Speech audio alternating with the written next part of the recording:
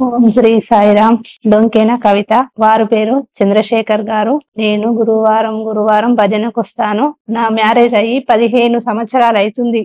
అప్పటి నుండి నేను నమ్మలేకపోయాను. 2 సంవత్సరాల నుంచి నేను పుట్టపర్తికి వెళ్ళాను. నాకిద్దరు పిల్లలు. వాళ్ళు కూడా గురువారం భజనకు వస్తారు. పుట్టపర్తికి 2 సంవత్సరాలు వెళ్ళినా నేను.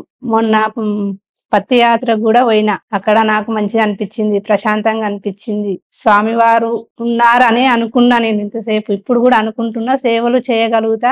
మళ్ళీ నేను సేవకు పోదామని అనుకుంటున్నా.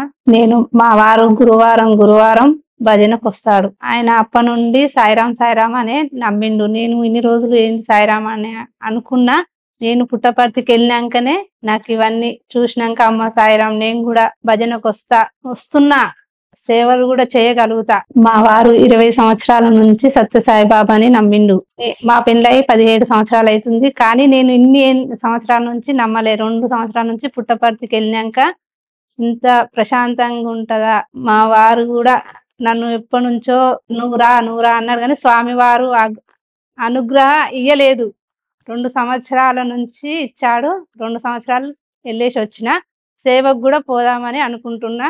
పుట్టపర్తికి వెళ్ళొచ్చినాక మాకు మంచిగా అనిపించింది. ప్రేమ అనురాగాలు స్వామివారి అందుతున్నాయి మాకు ఆశీస్సులు. స్వామివారికి శత జయంతి శుభాకాంక్షలు. ఓం శ్రీ సాయిరాం.